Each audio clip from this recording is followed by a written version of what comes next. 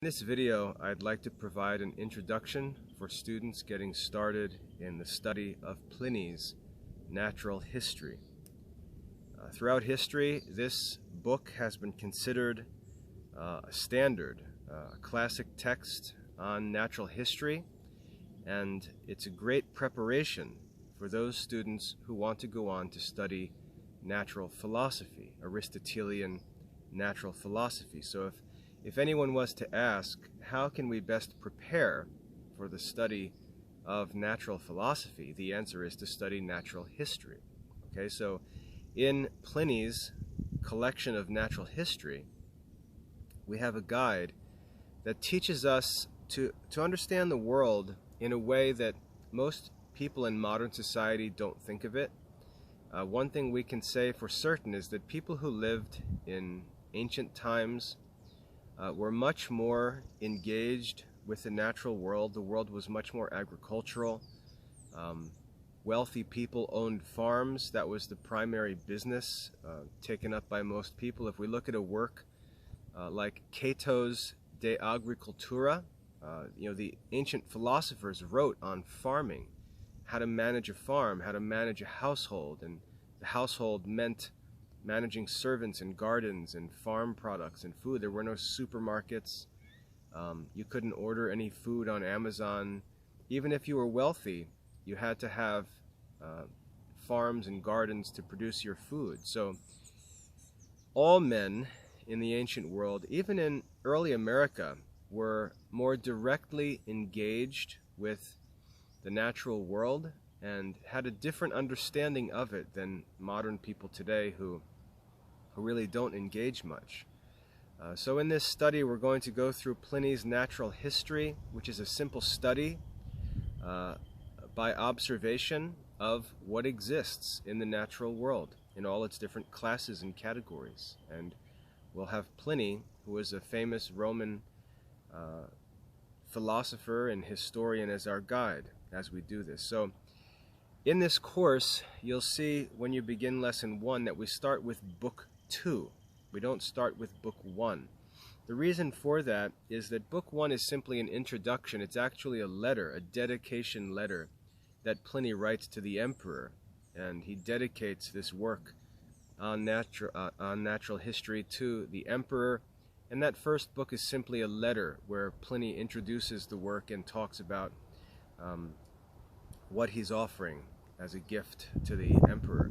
So we're not going to study book 1, we're going to begin with chapter 1 of book 2. Alright, so that's why you'll see book 2 listed in lesson 1.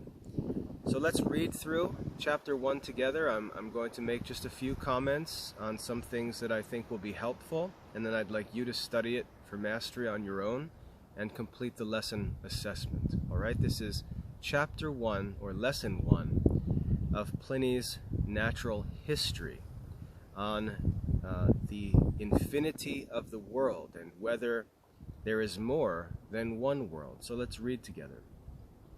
Pliny writes, "The world, and whatever that be, which we otherwise call the heavens, the world, and whatever that be, which we call the heavens, by the vault, or canopy," they refer to the sky as a vault or a canopy, which covers the earth, the vault of which all things are enclosed, we must conceive to be a deity. We must conceive to be a deity, to be eternal, without bounds, neither created nor subject at any time to destruction. To inquire what is beyond it, what is beyond the heavens, to inquire what is beyond it, is no concern of man. Nor can the human mind form any conjecture respecting it. It is sacred, eternal, and without bounds, all in all, indeed including everything in itself, finite, yet like what is infinite, the most certain of all things, yet like what is uncertain, externally and internally embracing all things in itself. It is the work of nature, and itself constitutes nature. It is madness to harass the mind, as some have done, with attempts to measure the world, and to publish these attempts, or like others, to argue from what they have made out, that there are innumerable other worlds, and that we must believe there to be so many other natures, or that if only one nature produced the whole, there will be so many suns and so many moons, and that each of them will have immense trains of other heavenly bodies. As if the same question would not recur at every step of our inquiry, anxious as we must be to arrive at some termination or end. Or, as if this infinity which we ascribe to nature, the former of all things, cannot be more easily comprehended by one single formation, especially when that is so extensive.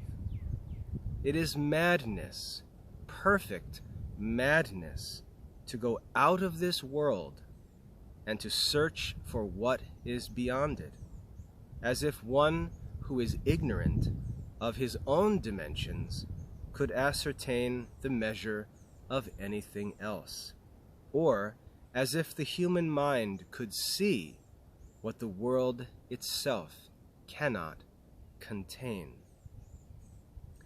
This is chapter 1 of book 2 in Pliny's Natural History, or lesson 1 in the Classical Liberal Arts Academy's Natural History course. A few things to comment on, just to make clear. We'll notice that Pliny refers to the world as a deity, and for Christian students that's going to be very confusing, because when we think of a deity as Christians, we think of a God, we think of a personal God, and we wonder, how can Pliny say that the world is a God, right? This doesn't seem to make sense, and there's an important problem that Christians have, and it's that when they read classical literature, when they read ancient literature, they take Christian ideas and they bring them into the classical literature, and they imagine that the classical writers are thinking of Christian ideas when they say things. So if an ancient writer says that something is a God, a Christian who thinks of God as a person thinks that the ancient author is saying that nature is a person, a God. And that's not what the ancient writers mean when they use the word deity.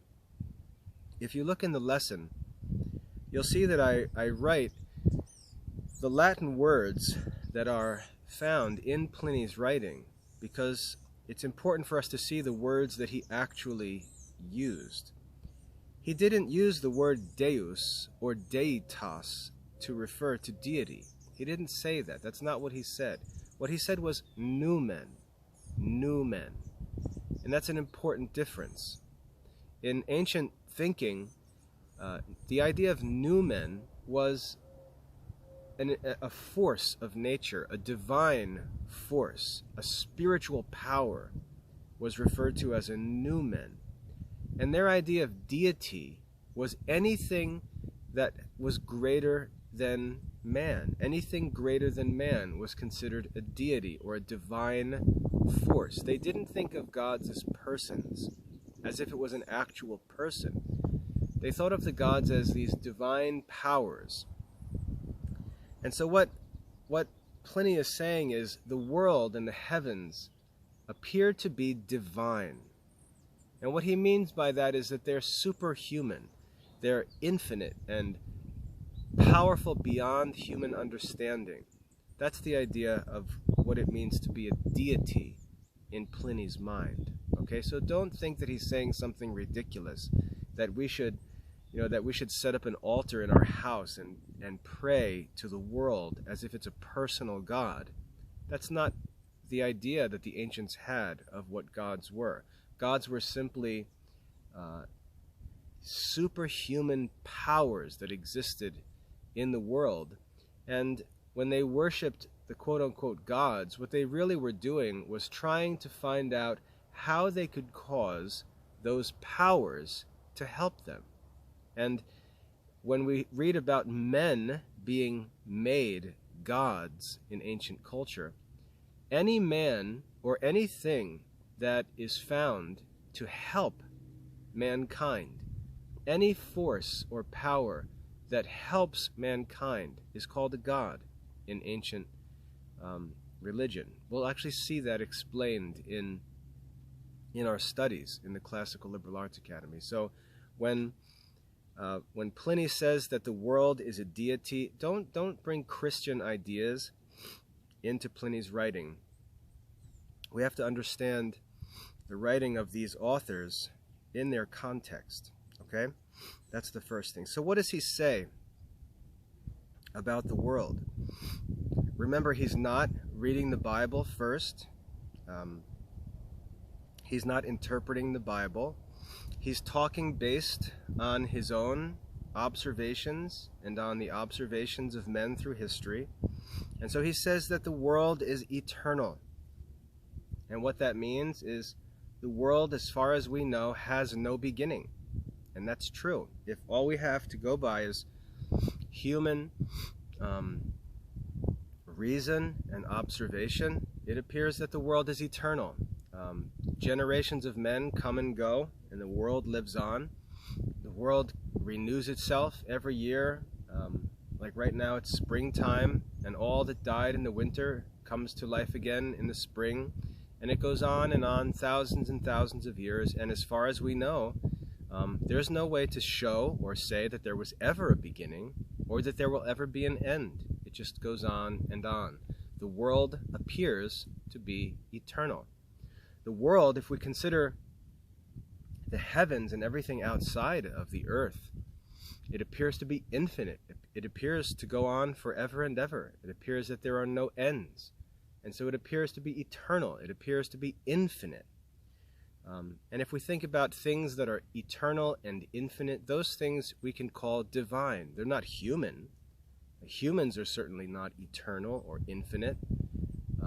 And therefore, that's the idea that Pliny expresses about the world being a deity. It's eternal, it's infinite, it's superhuman, beyond our understanding, beyond our observation, and therefore, it's divine. That's the idea, okay? In the second part of this lesson, Pliny raises an important point about the limits of human ability to understand the world. In modern science, we have an idea that there's nothing we can't explore, with nothing we can't investigate, there's nothing we can't search out, and Pliny clearly disagrees with that, as did Plato. The ancient philosophers, they were not scientists. And the reason they were not scientists is because they believed that there were some things that were simply impossible to know, and therefore any effort made to know those things was just a waste of time and energy or money. If we look at NASA sending rovers out into the outer space to land on Mars and drive around and take pictures and things like that, and there's all this hype and talk about what they're going to accomplish and whether there's life on Mars and all this sort, it's really going to accomplish nothing in the long run, and it costs millions and millions or even billions of dollars for these research projects, and the end results are really insignificant and pointless. We may get some neat pictures, we may get some interesting new observations, but in terms of human life and human happiness, which is the chief end of man, we'll find that this scientific exploration and research, once it goes beyond the limits that God has set for human knowledge, it just becomes a waste of time. And that's why the ancient philosophers didn't seek it. That's why the ancient prophets and saints didn't seek it. It wasn't because they were dumb. It was because they believed that the pursuit of it was a waste of time, money, and energy. So Pliny explains that clearly. He explains why trying to understand what's outside the world is madness. Because as human beings, we don't even know what's inside the world. We don't even understand ourselves. And if we can't even understand ourselves, how can we even pretend that we're going to understand things that we can't even see or observe? And if we can observe them, we can barely observe them when we live with ourselves and remain a mystery to ourselves all our lives. So Pliny, like the ancient philosophers, believed that the pursuit of knowledge of the natural world should be limited to what men can observe by the natural means that God has given us. And so that means the five senses, human reason, and so on. And that's the only tools we need for natural history, classical natural history, are our senses and the faculty or gift of reason. Okay, so any attempt to understand things beyond us, Pliny says, is just madness. And as I said, the other philosophers like Plato would agree with that. So there's one other thing I'd like to say, that as we consider this as Christians, does Christianity agree with Pliny on this? And there's some confusion, because we often find Catholics involved in the highest levels of science and research and exploration, and it's a controversial question. It's a controversial question whether these things should be pursued by Christians or whether they're just a waste of time. As I said, they're very rarely going to have any effect on our lives, and when we consider the costs of them, the costs of the research and the studies and so on, and the actual effects on human life and whether or not these things help us to achieve human happiness, it really doesn't seem that the efforts made to explore things beyond the reach of our senses and our reason, it really doesn't seem that it's justified. So that's a controversial question. Pliny obviously argues that it's not justified, that it's madness. Among Christians, I would say that there's an important Bible verse that I would recommend you think about, and it says that the hidden things belong to the Lord. The hidden things belong to the Lord, but that which is revealed is for us and for our children. It's a quote in the Old Testament. And what it seems to suggest is that the things that God reveals to us and makes accessible to us, the things He allows us to see and hear and smell, taste and touch, the things He allows us to imagine and reason about, these things are the things God intends for us to seek to know. And things beyond that are for God to know. And if anything that's difficult for us to learn needs to be known, God will reveal it to us. And He does that through sacred scripture. He reveals to us many, many things about the world and the heavens, things that are necessary for us to know. Just look at the beginning of the books of Genesis, or the Psalms, the book of Job talks about the natural world. We see that God has revealed to us things about nature that we're not able to observe, and beyond these, we have to ask whether it's really worth pursuing anything beyond these. So I hope that's a helpful introduction to Chapter 1 of Pliny, Book 2, which is Lesson 1 in the Classical Liberal Arts Academy's Natural History course. God bless your studies.